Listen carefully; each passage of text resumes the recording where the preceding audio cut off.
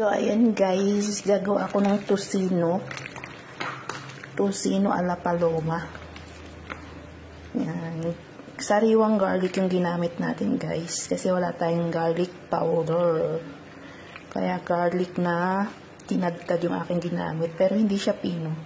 Sakto lang. So, ayan guys, yung aking minarinate kanina na tosino. Tapos paparisan natin ng pipino. Pakukuluan natin siya sa tubig, guys.